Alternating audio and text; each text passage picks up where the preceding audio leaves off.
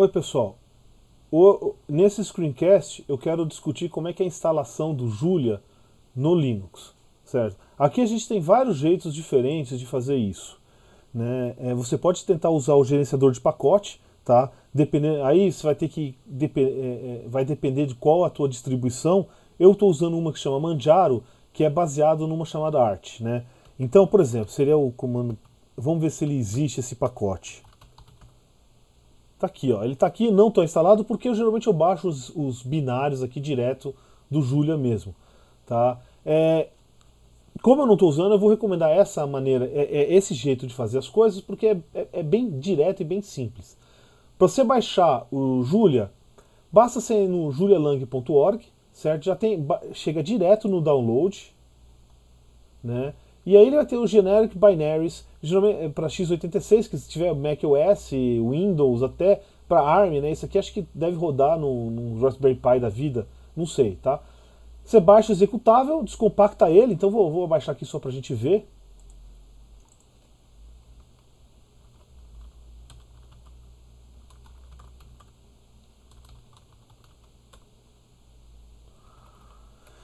Tá, imagina se eu tiver baixado aqui, tá aqui o negócio, descompacto ele, certo? E aí você pode executar ele direto daqui. Bin Julia. Tá? Então já entrou aqui, certo? É bom você colocar isso em algum lugar padrão. Eu costumo colocar na pasta /opt, né? E aí você pode ver aqui o Julia 1.4.0. E aí eu faço uns links dentro da pasta localbin, né? E aí você vai ver que tem vários Julias aqui para as diferentes versões aqui, tá? Então de tal maneira que se eu simplesmente chegar aqui e digitar Julia, ele já vai entrar, certo? Agora é o seguinte, como é que a gente vai usar isso aí? Então, por exemplo, se você estiver usando eu uso um editor chamado Emacs, tá? Né? Não recomendo para o pessoal que está começando agora, certo? Você vai apanhar muito, além da linguagem, você vai apanhar muito do editor, tá? A longo prazo pode ser que valha a pena, mas existe coisa mais simples hoje que talvez se eu estivesse começando hoje não estaria usando, né? Lembrando que quando eu falo editor, certo? Não estou falando de editor de documentos, tá? Editor de texto mesmo, a caracteres, a gente está interessado nos caracteres, certo? Então, você pode usar tipo um padrão aqui do Linux, que é o gedit, KE, qualquer um aqui vai funcionar bem, certo? Agora, se você quiser um ambiente um pouco melhor, né? Existe um editor que chama Atom, certo? E o pessoal do Julia criou um ambiente chamado Juno, né? junolab.org, em cima desse Atom. Esse Atom ele é um editor altamente extensível, né, usando JavaScript. Então o pessoal faz um monte de... tem um editor, certo? Faz um monte de plugin em JavaScript e aí você consegue gerar um ambiente legalzinho aqui. Aqui você pode ver um exemplo, né, de janela aqui desse Juno que usando no Atom. Existe um outro editor que o pessoal fala muito bem, eu não usei, certo? É o Visual Studio Code. Ele é muito parecido com esse Atom, né, mas aparentemente ele é bem mais leve. Mas a comunidade Julia ainda está bem forte em torno desse Juno, apesar do crescimento desse Visual Studio Code. Tá? Você pode instalar aqui, ó, o Atom aqui direto via o pacote, ou você pode chegar aqui, tá vendo? E já baixar a versão certa. Né? Esse Deb é para Ubuntu, por exemplo, que é a distribuição. Quem tiver curiosidade em usar Linux, tiver começando agora, eu não recomendo usar o Manjaro, que eu uso. Eu recomendo usar esse Ubuntu. Né? Novamente, quem tiver dúvida, fala comigo que eu ajudo. É baixar esse arquivo e instalar. Tá? Feito isso, certo? Deixa eu apagar a instalação que eu já tenho aqui.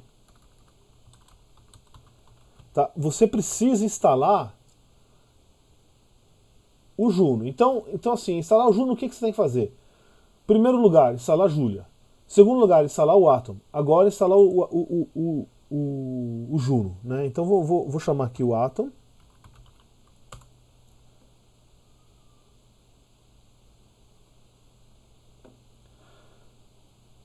Tá aqui, vou maximizar. Como ele mostra aqui, dá o Ctrl, vírgula. né?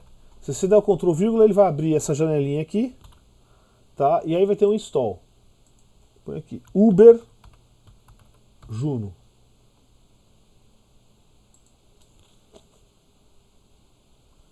Isso aqui vai levar um tempinho para fazer, tá? Alguns 2, 3 minutos. Vamos ver aqui.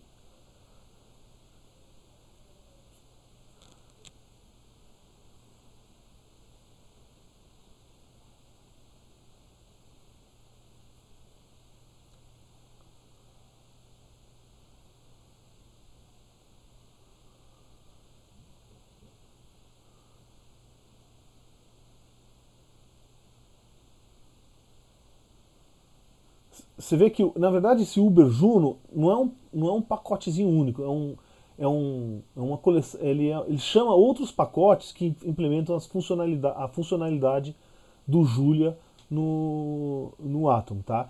Além disso, tem que ter alguns pacotes do Julia para instalar. Ele vai fazer isso automático para você. A única coisa que tem que tomar cuidado ó, bom, ele já baixou tudo, fez tudo aqui. O que ele está perguntando aqui é o seguinte: você quer criar um ambientezinho bonitinho para o Julia? Certo? Eu vou dizer sim. Tá? O que é esse ambiente bonitinho? Então vai ter. Um problema que vocês podem ter tá vendo aqui, ó? Pressione Enter para começar o Julia. Dou Enter, isso aqui pode dar pau. Se der pau, o que quer dizer isso? É que o Atom não está encontrando, o Juno não está encontrando o executável do Julia. Certo? Então você precisa colocar no path, né, o executável. Tá? Foi o que eu fiz lá, aquele user local lib que eu mostrei para vocês antes. Né? Tem outras estratégias para você fazer isso, tá? Mas aqui vai. Esse aqui você vê que ele vai ter um espaço para documentação. Então, por exemplo, vamos pegar uma função aqui, sei lá, sort. Ah não, ele entrou aqui, né? Não, bom, não sei. Eu realmente não uso aqui, eu uso o Emacs, certo? Mas se vocês tiverem mais dúvida, né, vão aqui vejam a documentação, tá? Não parece ser muito difícil de usar, né, mas deve ter uns macetes como sempre. Beleza? Bom, a outra coisa que a gente vai fazer aqui é usar o ambiente do Jupyter Notebook, certo? O que é esse notebook, né? Poxa, já tem um editor, já tem uma linha de comando, tá? É o seguinte, é um jeito meio... está se popularizando muito hoje em dia, que é um jeito de você consegue misturar código, documentação, quer dizer, explicando o que você está fazendo, tudo, né? Incluindo e os resultados, tá? Inclusive, né, existe uma tendência de que, por exemplo, você vai publicar um artigo científico, né, você, em vez de... O artigo é um papel, tá? Para você poder reproduzir as coisas, distribuir um notebook, né, que mostra exatamente como é que você calculou as coisas. Um exemplo famoso disso aí é aquele acelerador de partículas lá o Large Hadron Collider, quer dizer, aquele experimento lá que detectou lá o Higgs boson, acho, que eles disponibilizaram todos os notebooks com todos os cálculos, certo? Esse notebook, né, a gente vai estar usando Julia, mas ele pode ser R, pode ser Python, tá? Até o nome Jupyter, Jupyter,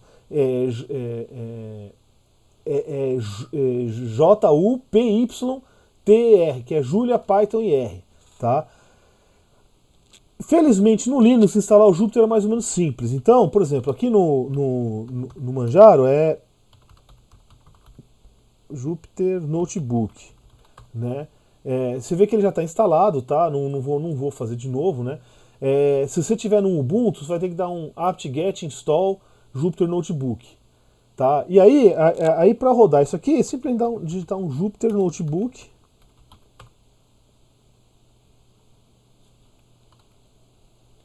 Certo? Entra um negócio aqui. Então você pode ver aqui, ó. Você pode ter vários programas. Então, por exemplo, eu posso abrir um notebook no R.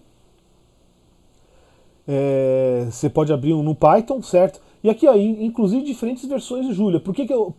Pô, esse cara é louco, tem todas as versões. É porque tem alguns pacotes, eu testo ele em diferentes versões. Vários aqui eu já podia tirar, tá? Mas eu só deveria manter o 1.01 e o 1.4. Mas ainda não fiz isso, então beleza. Tá, então vamos colocar 1.4, né? Para vocês verem como funciona o notebook, certo? As células, ela tem dois formatos, né? Ela pode ser, ó, código Tem outras coisas aqui, mas assim, basicamente, e Markdown. Markdown é para fazer documentação. Ele tem uma sintaxezinha bem simplesinha, então, calcular a área de um círculo. Certo? Você vai ver, então ele fica assim. Então, por exemplo, então aí pode dizer, olha, a área é igual a π r ao quadrado. E aí vai. R é igual a D.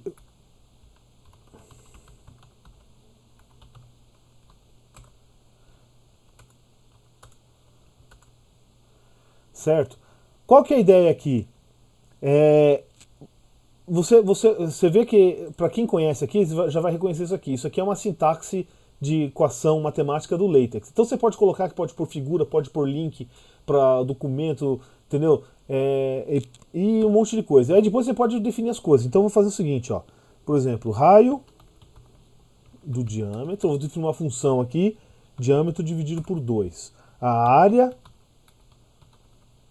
do diâmetro, o que que é? É o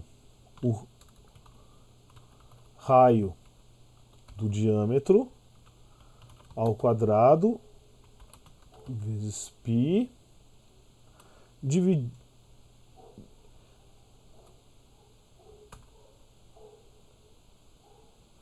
Tá, e agora eu posso pôr raio, área de um.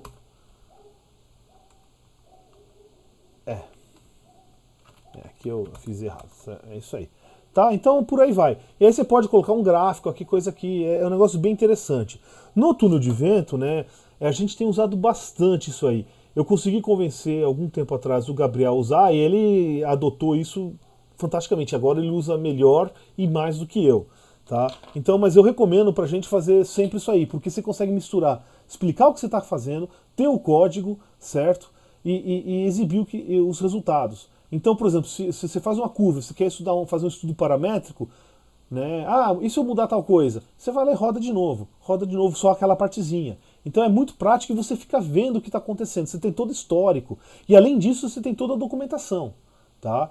Eu acho que se num futuro não muito distante, entendeu? A gente vai poder até fazer relatório nisso aqui direito. Certo? Já existem algumas ferramentas parecidas com isso para fazer. Tá? Se tiverem dúvida, falem com o Gabriel que ele está fazendo algumas coisas assim. Bom, se vocês tiverem dúvida, né, por favor, não hesitem em me contatar, né? E aí eu vou fazer um outro screencast para mostrar a instalação no Windows. Não é difícil, mas tem seus macetezinhos, tá? Até mais, pessoal.